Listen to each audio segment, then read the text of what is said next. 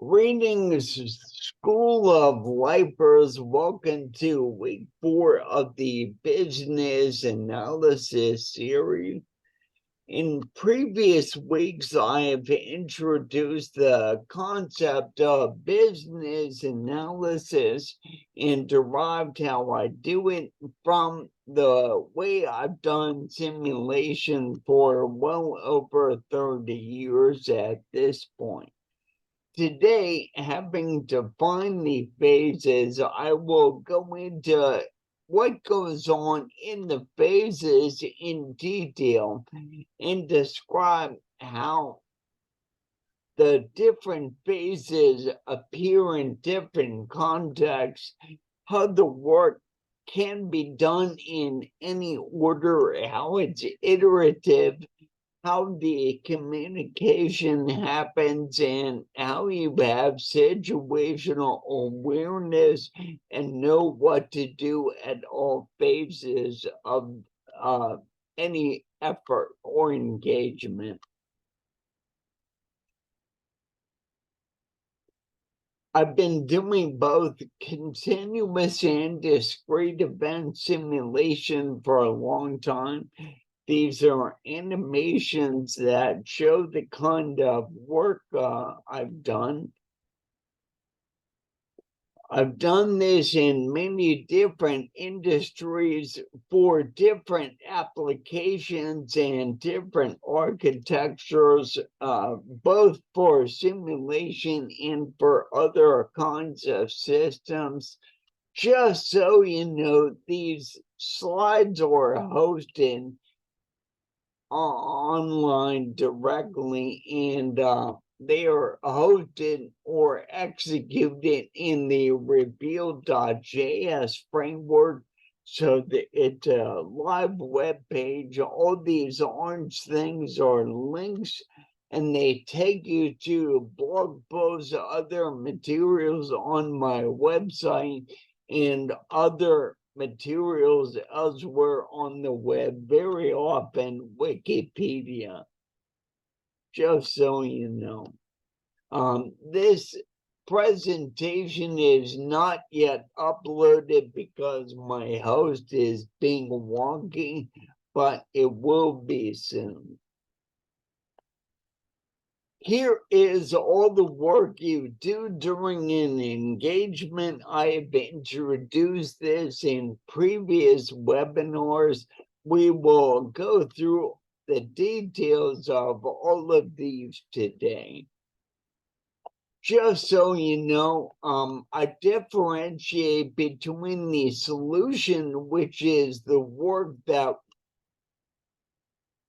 you complete, and the solution you provide for a customer, whether it's internal or external, and the engagement, which is here on the right, is the method of doing that work and arranging it. And an interesting thing about business analysis is all those techniques can also be used to manage and create and improve the environment in which the work is done. And that applies to the entire organization. One thing that creates a bit of confusion is that all participants may not participate in every phase of engagements. In particular, business analysts are mostly seen to be part of requirements only and are shipped off to do other things when they're done with that work. Man, maybe that's okay for beginning business analysts, but once you know what's going on, you should be involved in the entire process. So here is a representation of the framework, streamlined and simplified, and here it is even more. So the reason I show it this way is to indicate that within every phase, and like I said, I'll go into the details of each phase today. The work is always iterative. You don't just do it one time and move on, except in trivial circumstances. You always communicate and get feedback and work together and document and correct until you get the understanding complete and everyone agrees to it. So you iterate within phases, and then you also iterate between phases. So if you learn something during design or requirements that gives you insight into, like, going back to learn more about the as-is process, or even what the whole project is about, you can flip between phases. So that's why I show it like this. The classic iteration is between implementation and test. You build something, you test it. If it's not right, you go back and rebuild it, and you do that until you get it right. Also, I always link to a presentation called Agile is Dead, which really shows that the work we do is all about communication and correction, and all the hard and fast rules that Agile and Scrum and Kanban give you are kind of beside the point. It's good to know them. It's good to have a place to start. If you want to argue the finer points, Scrum versus Kanban versus Scrumban versus Safe versus whatever over a beer, I'm your huckleberry. But in the end, the labels don't matter. It's about how you do the work. No matter how you're managing the cooperation and the effort, you do the same things in every management situation. I've gone into this before. I won't dwell on it today. There are very often links to longer discussions here, so please check those out when you have the opportunity. If you have an existing process that you are improving, you start off defining the project or defining its intended use, figure out what's going on by doing discovery, and then performing data collection. Then that gives you your as-is state. Then you do the requirements, and that's iterative. You might have some requirements ahead of time. There's no hard and fast rule for that, but I have to represent it in some way. Then you do design, implementation, and test. If you're starting from scratch and there is no as-is state, then you do all the conceptual modeling work in the design phase. If you're doing simulation or a project based on simulation, the simulation itself is actually an entire project by itself, embedded within the larger context of the work. How we keep track of this is all the items that we identify in every phase should link both forwards and backwards to an item in some other phase. And what this does is it ensures that every item you address actually addresses the intended use or the reason you're doing the work. figures out everything having to do with what's going on now, captures all the requirements, the design addresses all the requirements, the implementation implements everything in the design, and everything is tested and then accepted. Down here, these items show methodological requirements. So that is how the work is done based on what the project needs and how your organization and or industry does things. Note that links can be one-to-many and also many-to-one. So, and there can be thousands of these things. There are a few subtleties I'll talk about in a future webinar about how work can, non-functional requirements can be interjected in the middle and how the conceptual model items may disappear. And like we said about the iteration, when we discover something in a later step, we will go back and add something to the previous step or it will modify it.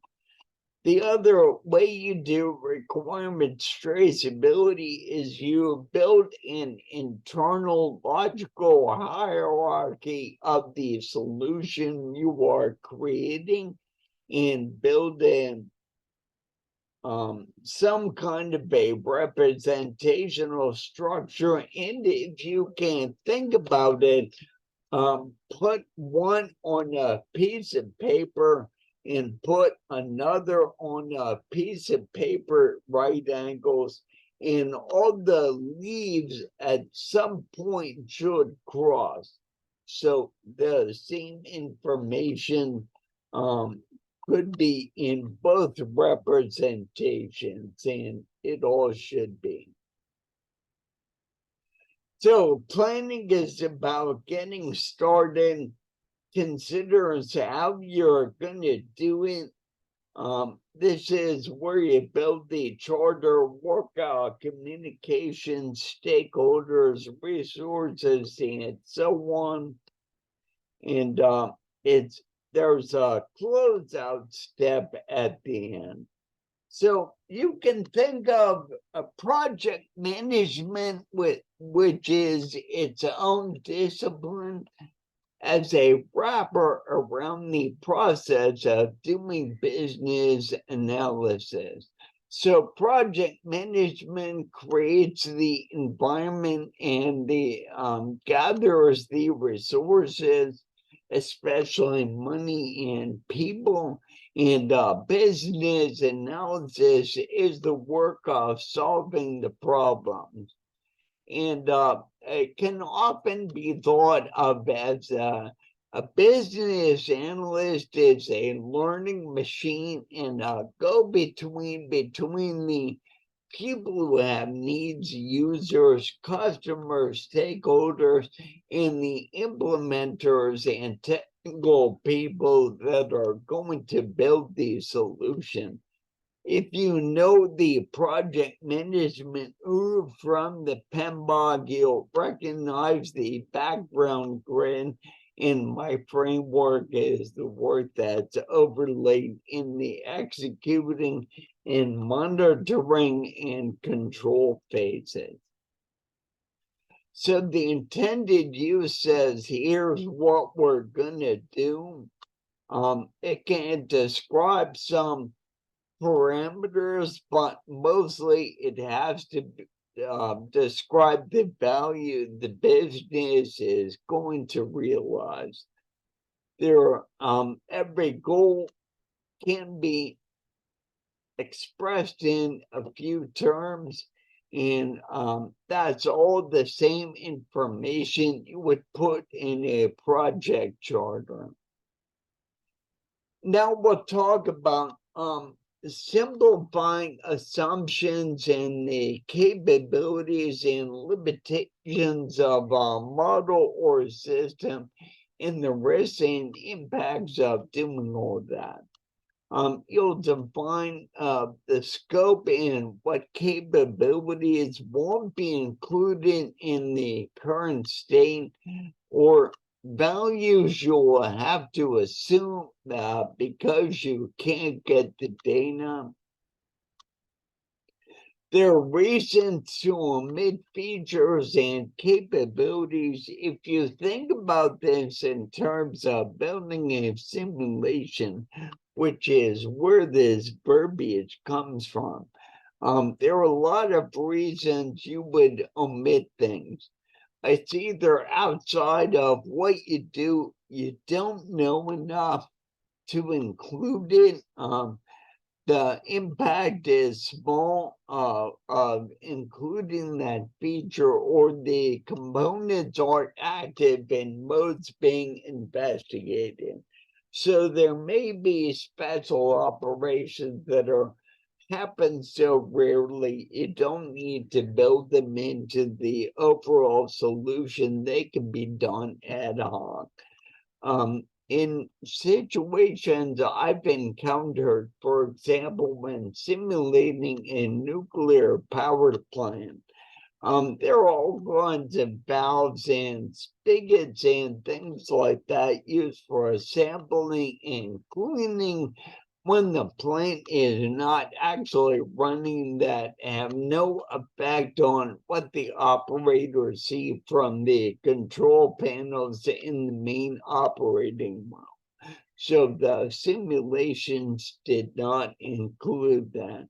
In your business systems and solutions you create will deal with the same thing. They'll just say, yeah, we won't worry about that. And this actually happens not at a specific time. It really happens throughout the engagement across all the phases. You can think about this work if you look at an equation. For example, when engineers do beginning physics or thermodynamics, they'll get classic equations and they'll have to do a whole series of word problems that exercise different terms. So one of the things you'll do to start is zero out some of the terms that don't apply for that problem. And another form of simplification is where you don't have explicit values, you might assume some constant. And you can also do parametric studies where you plug different values in for a given value. And then you'll find out whether the project works and what certain values have to be. The conceptual model is basically the as-is state, or covers the raw material of what you're going to be building the solution out of. If there isn't an existing project or process that you're improving or modifying in some way, that is, you're building something entirely new, work backwards from the end goal and figure out what you need to produce your desired outputs or results. So as a result, conceptual modeling work can happen anytime, and I'd link to a longer discussion about that. Map out everything and document it and collect the data for it. And the conceptual model is there is not a specific way to doing. I love doing pictures and diagrams. There are different kinds of things you can do for different situations and industries. And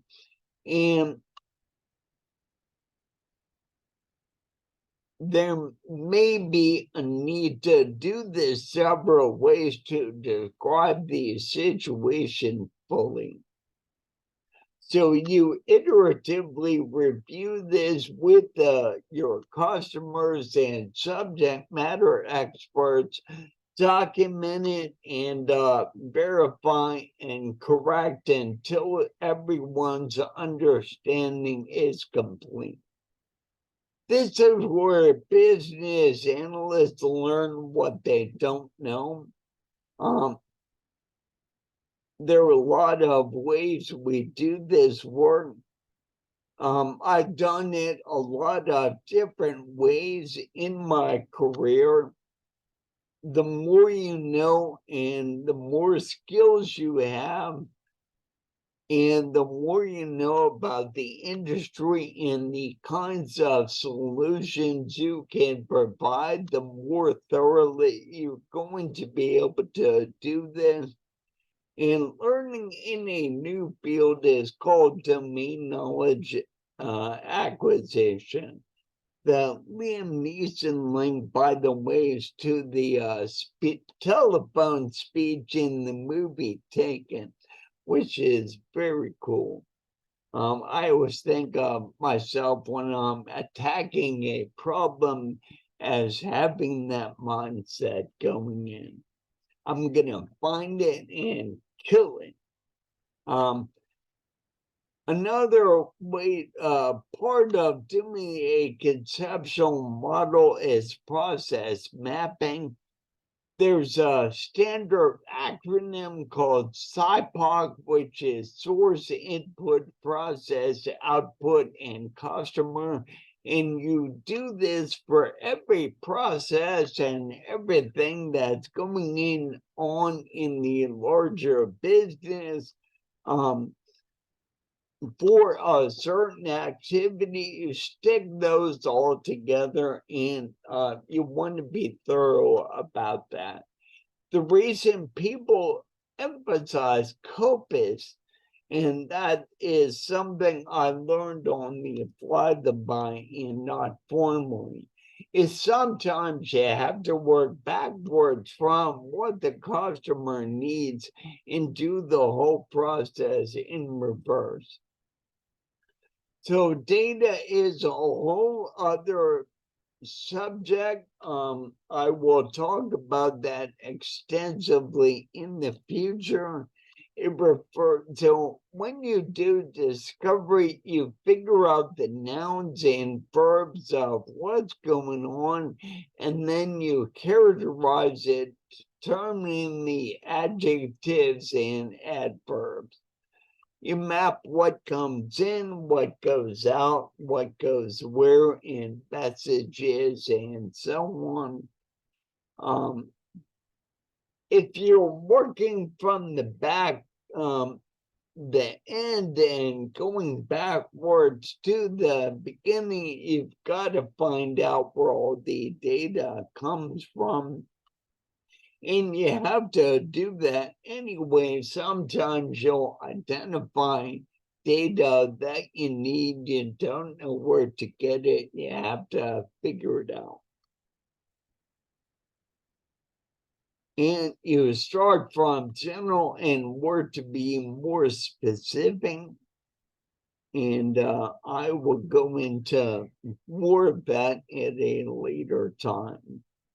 So there are a lot of different kinds of data. There's quantitative data that describes what's going on. Again, those are your nouns and verbs. You learn those during the conceptual model. You'll also find out what all your operating data is and parameters. You will learn many of those during the conceptual model, but you'll also have to think about how data is going to be used in the running system and what you'll need. So that ends up being done in the requirements and design work. And then there are control data and governing parameters and so on that drive decisions, and that gets folded in the design and more technically in the implementation. And then the entire engagement is meant to identify the value, the data the system is going to output. So requirements are a form of the abstract to be state. It's iterative always, pretty much. And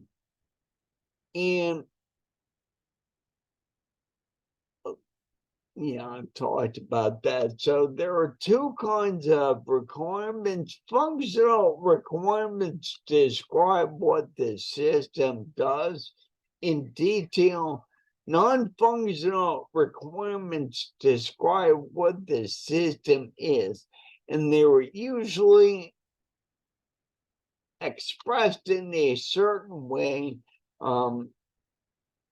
And I also include the way the system is maintained and governed and how it's hosted.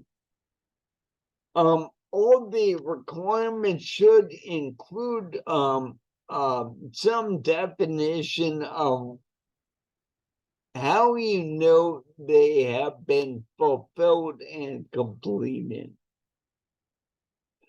The design represents the to-be state, but now in concrete terms. So the requirements say, what do we need? Design is, here's how we're going to actually give it to you.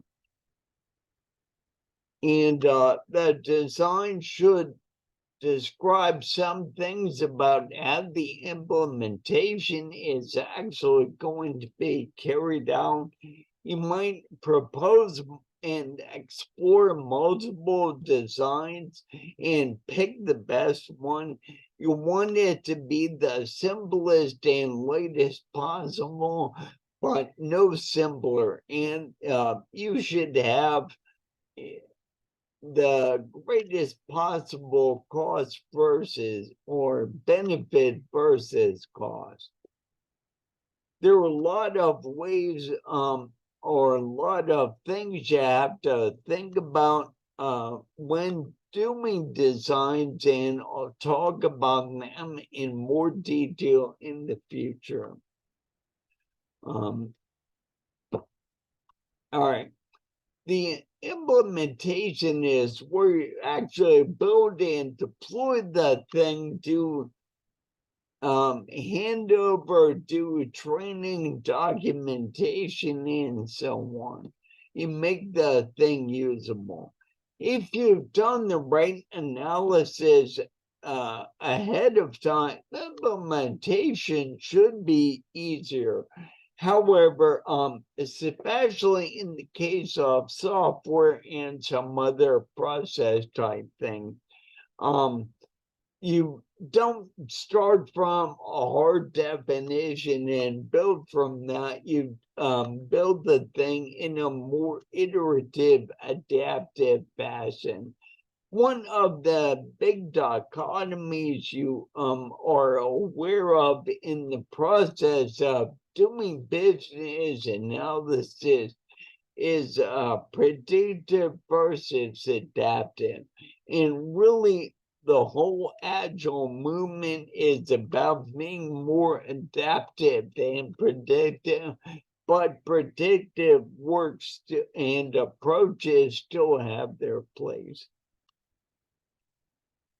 You have the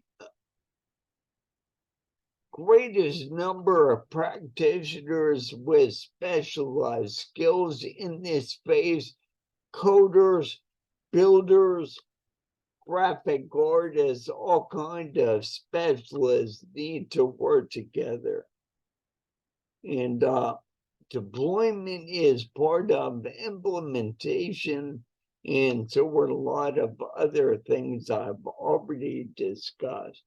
So testing, you test things in a lot of different ways that I've written articles about that are linked at the bottom.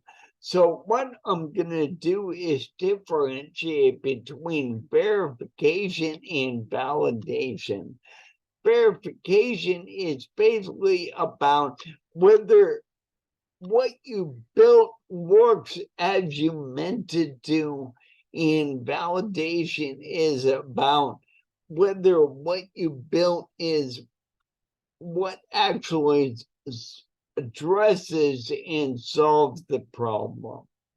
And the verification steps are more based on discrete criteria and can be automated. And validation is a little looser, involves expert judgment, and those kinds of tests are harder to validate. At the end, you will make some kinds of decision. You should think about how you're going to do testing right from the beginning and all the way through the process. And then acceptance is at the end, and the customer is making sure, and it can be internal, like you're doing it for yourself or colleagues, or it can be external for another organization or person or entity of some kind. So the three types of acceptance they may grant is full acceptance, partial, or not at all, meaning you totally fail. That happens, it's not good. So the project closes, you document everything, do the lessons learned. There are some things that go on and never end, like Amazon's front end. It's never going to end in theory. Individual efforts and changes may end, but the overall process of building their website and doing continuous updates never ends. So if you're doing in-house stuff, that tends to be more flexible as to whether it ends or not, and work for third parties. Usually you declare victory and go home. So when a project closes, especially a new process, or the process of building something new, then you go into the extended life cycle where you maintain it and eventually maybe end of life it. Things do get end of life and replaced. And I've been through that process. I have some really wild stories about that. Keeping old systems going, and all the work to maintain and modify things over time, or projects and engagements of their own. So remember, we're doing it like this, iteratively, together with communication within phases and between phases. We're keeping track of it, so everything maps forwards and backwards, so it's self-consistent. Everything is addressed, and you don't build stuff you don't actually need. That's very important. there's a body of knowledge for business analysis. It talks about all this. I'm telling the same story in a different and I think more approachable way. I've described this before. I do the same work it does, and we can revisit that in the future. That is my contact information, and thank you for listening. Now, do you have any questions?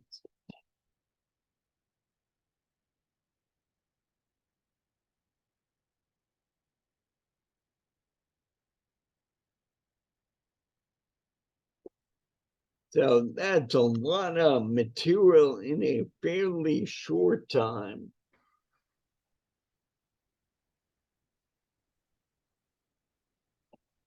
Wow, a lot of takers. Great to see you all. Thanks for coming. No problem. I do have a question, Bob. Sure, hit me. So I missed the very first slides. What's the context for this kind of process? It's any work you do for a customer. And I tend to work on process type systems. So any business that has stuff coming in, being worked on, and going out. And that could be, it could be a Starbucks, a manufacturing, insurance, banking. If you think about it, requests are coming in, products are coming in, you have to do something with them and you're getting things out.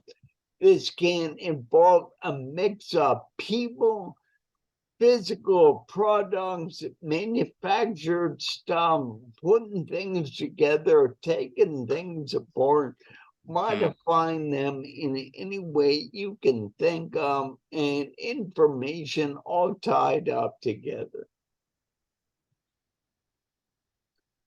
And how does this fit in with like the ISO 9001 kind of process stuff? Does it, or is it ISO subset? 9000 is really, as I understand it, and I may not give you the best example of this, is standards that govern some of this stuff. So, for example, I know we used to build steel reheat furnaces. For one of my jobs, I did simulation for. And our entire company had to be ISO 9000 compliant. And one of the things we had to do was all the measuring instruments we had to make sure they were calibrated at relevant intervals or regular intervals. So it's really a quality check to see that you're doing all the different things right. It's a kind of a form of Six Sigma, if you think about it. So project management, business analysis, Agile, Scrum, system security, and all those things in Lean Six Sigma all fold into this kind of work. They all work together. They're different aspects of the same problem. Right.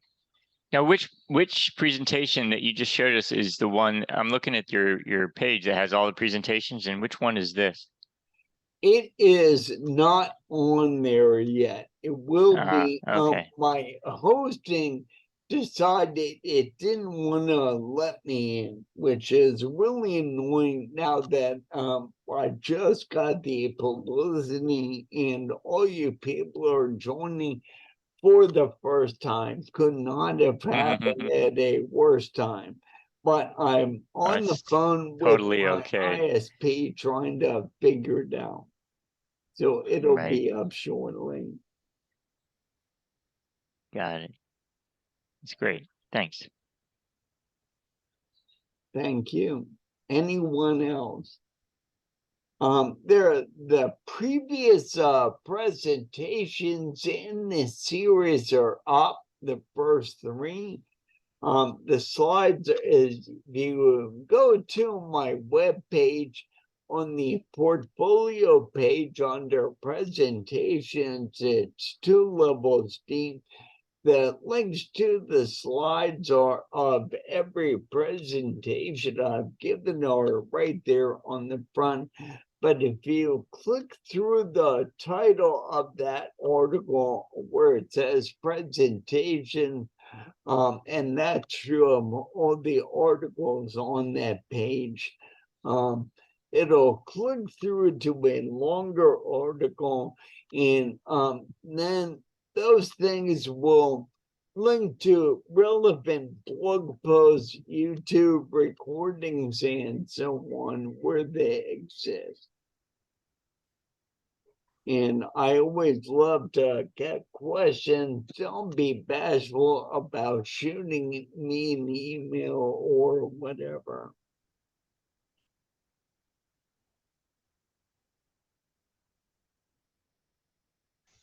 And the only other thing I'd say in the absence of further questions is business analysis is kind of a nebulous concept. A lot of people really don't understand what it is. People kind of have a feel for what project managers do. If you say you're a plumber, a doctor, or an athlete, everyone has a picture of what that is. And business analysis is kind of this weird in-between thing that really includes everything. So people have trouble with that.